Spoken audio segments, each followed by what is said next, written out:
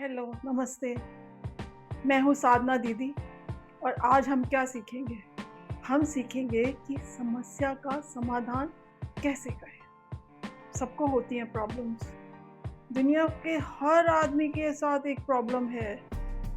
पढ़ाई के अंदर, करियर के अंदर, रिश्तों के अंदर,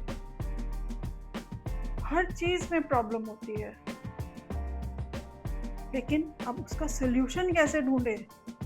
अगर ये आपने सीख लिया तो आप ज़िंदगी में सक्सेसफुल हो जाओगे। लेकिन असली सफलता वो नहीं है कि समस्याओं से आप बच जाओ, बल्कि वो है जो उनको हल कर सकता है। प्रॉब्लम्स तो सबको आती हैं, बट सॉल्यूशन ढूंढ पाना और सॉल्यूशन पा पाना ये एक स्किल है जो आज मैं आपको इस वीडियो के माध्यम से सिखाऊंगी।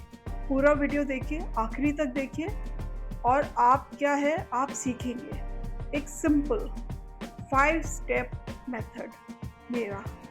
मेरा 5 step method to help you to solve a problem, जो आपके प्रॉब्लम सॉल्विंग स्किल्स को नेक्स्ट लेवल पर ले जाएगा। और अगर आपने प्रॉब्लम सॉल्विंग सीख ली तो आप नेक्स्ट लेवल पे चले जाओगे। तो इस वीडियो को, और आपने कोई वीडियो देखा हो या ना देखा हो, इस वीडियो को ज़रूर देखिए, पूरा देखिए। और अगर सब्सक्राइब नहीं करना है तो ठीक है, लेकिन अगर करोगे तो अब बहुत ज़्यादा स्ट्रॉन्ग वीडियोज़ आने वाले हैं इसके बाद। The next video is even stronger. तो पहला स्टेप क्या है प्रॉब्लम सॉल्विंग सीखने के लिए? कि जो प्रॉब्लम है, समस्या जो भी है, उसको साफ साफ जो है पहचानना है।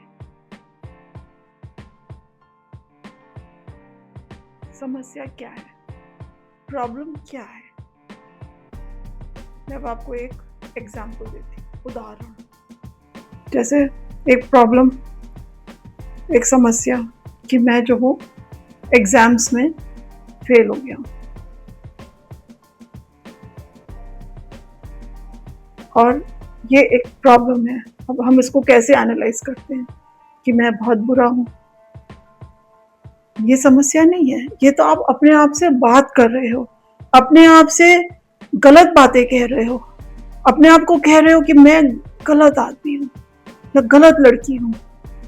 लेकिन अगर हमने समस्या को साफ साफ नहीं पहचाना तो फिर हम ये गलत रास्ते पे चले जाएंगे, तो फिर हम समाधान जो है सोच नहीं पाएंगे। और अगर हम सही रास्ते पे चले जाएंगे तो समस्या का जो समाधान है वो ढूंढना हमारे लिए आसान हो जाएगा। तो हमने पहले समस्या को साफ साफ समझ लिया। और दूसरा, 5 स्टेप प्रॉब्लम सॉल्विंग मॉडल को समझ लेते हैं। स्टेप नंबर 1, समस्या को पहचान। रिकॉग्नाइज द प्रॉब्लम और उसको आइडेंटिफाई करिए। प्रॉब्लम को आइडेंटिफाई करना, समझ लेना कि प्रॉब्लम है क्या। पहले तो आपने समझ लिया प्रॉब्लम है क्या। सेकंड स्टेप क्या है कि समस्या का आकार बताएं, कि समस्या का साइज क्या है, छोटी है या बड़ी है। और स्टेप नंबर 3 है कि 2 या 3 ऑप्शंस समाधान क्या है, क्या समाधान है, उसके 2 या 3 ऑप्शंस आप निकाल लीजिए। और स्टेप नंबर 4, चौथा कदम क्या है कि हर जो सॉल्यूशन है, हर समाधान को उसको अपने मन में घुमाइए और उसको मन में अपने लीजिए और फिर उनको उनमें से बेस्ट को चुनिए। और स्टेप नंबर 5 क्या है, उसको अप्लाई करिए। अगर अप्लाई नहीं करेंगे तो कैसे प्रॉब्लम सॉल्व होगी? तो प्रॉब्लम को सॉल्व करना है, आपने सॉल्यूशन ढूंढा और उसको अप्लाई किया और फिर चेक करिए कि समस्या का हल हुआ कि नहीं हुआ। और नहीं हुआ नहीं हुई सॉल्व प्रॉब्लम आपकी, तो पहले आपने तो कई सारे समाधान ढूंढे थे ना, ऑप्शंस, तो दूसरा वाला ऑप्शन ले लीजिए। आपने तो 4 ऑप्शन लिए या 5 लिए, तो दूसरा ऑप्शन ले लीजिए। अब दोनों ऑप्शन नहीं चाहिए, नहीं लगे, तो फिर मदद मांग लीजिए, हेल्प किसी से। किससे मांगेंगे मदद? कोई जो अपना होगा उससे मदद मांग लीजिए। उसके बाद भी नहीं होगा तो फिर क्या करेंगे कि रूट कॉज को एनालाइज करेंगे।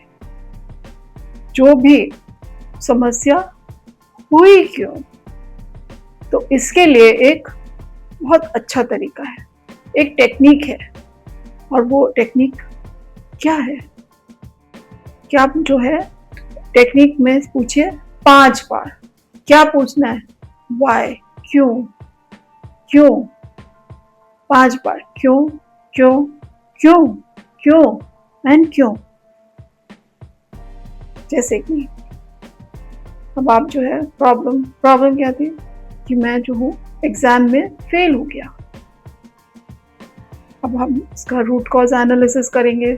कैसे करेंगे कि सबसे पहला क्यों फेल हो गया।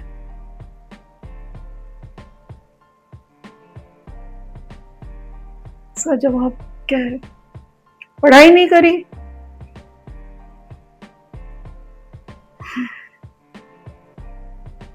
फिर दूसरा क्यों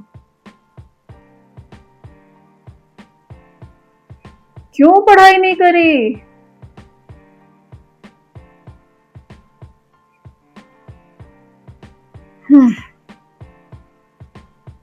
आलस,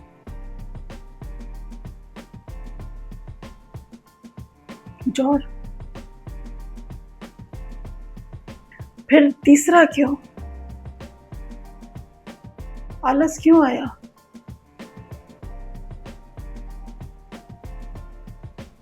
क्योंकि नींद पूरी नहीं हो रही थी। नींद पूरी नहीं हो रही थी। ओके, अब उसके बाद क्या है? चौथा क्यों? नींद जो है क्यों पूरी नहीं हो रही थी? क्यों नींद का स्केड्यूल खराब था? फिर रात को फोन पे लग जाते थे। एक बार चालू कर लेते थे तो बंद करने का मन नहीं करता था, तो कई बार घंटों घंटों फोन पे रहते थे, तो नींद नहीं पूरी हो रही थी। फिर पांचवा क्यों क्या है? क्यों रात को फोन चलाते थे?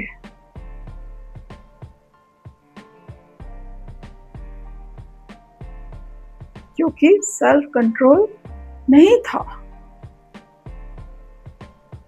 अब हमने 5 बार पूछा क्यों, तो प्रॉब्लम है क्या और उसका रूट कॉज क्या है, असली समस्या क्या थी कि सेल्फ कंट्रोल नहीं था। सेल्फ कंट्रोल की कमी की वजह से फेल हो गए। इसलिए नहीं फेल हुए कि पढ़ाई नहीं करी, इसलिए नहीं फेल हुए कि टाइम नहीं था, इसलिए नहीं फेल हुए कि नींद नहीं पूरी हो रही थी, इसलिए फेल हुए क्योंकि सेल्फ कंट्रोल नहीं था।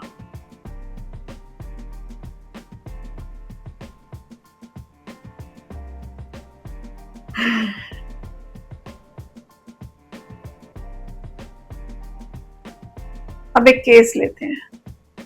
पहला case, student number 1, time management नहीं है। इसका सॉल्यूशन क्या है?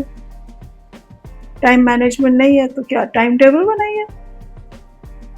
अब फोन अगर करना ही है तो उसको लिमिट करिए ना, अब टाइम टेबल बनाइए एक। और फिर टूल्स एंड टिप्स आपको मैं दे रही हूँ। टूल्स एंड टिप्स, एक लॉजिक ट्री होता है कि जो भी प्रॉब्लम है उसको छोटे छोटे हिस्सों में बांट लीजिए। और दूसरा हाइपोथेसिस टेस्टिंग। हाइपोथेसिस मतलब आप हर समाधान को टेस्ट करिए। आपने समाधान निकाला, अब आप उसको टेस्ट करेंगे तो क्या होगा, कैसे होगा, उसको एनालाइज करेंगे। और डिसीजन मैट्रिक्स होती है, हर ऑप्शन को 1 से 10 का स्कोर दीजिए कि ऑप्शंस क्या है और क्या हम उसका सॉल्यूशन ढूंढ रहे हैं, और 1 से 10 में वो कहाँ खड़ा होता है।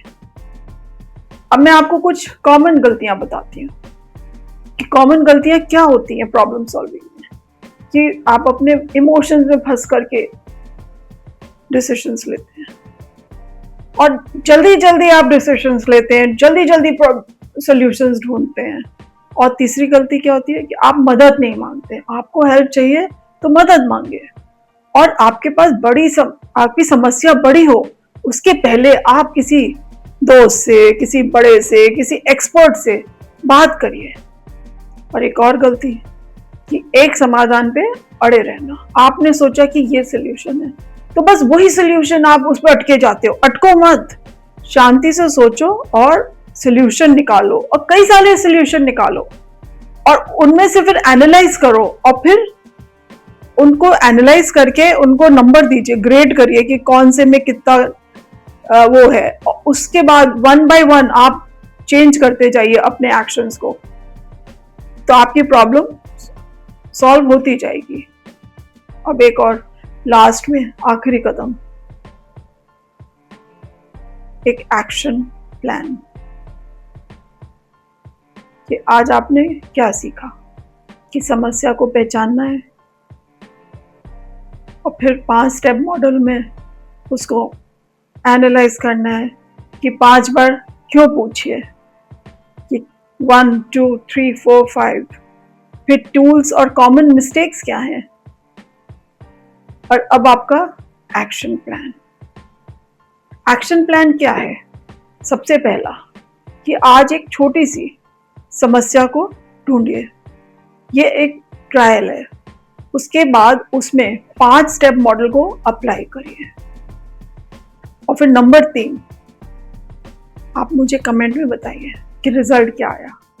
अगर इस वीडियो को पसंद आया तो लाइक करिए, सब्सक्राइब करिए, शेयर करिए, और अगले वीडियो में मिलेंगे और नए मोटिवेशनल कंटेंट के साथ। मैं चाह रही हूँ कि बच्चे जो हैं आगे बढ़ें और हमारा देश आगे बढ़े।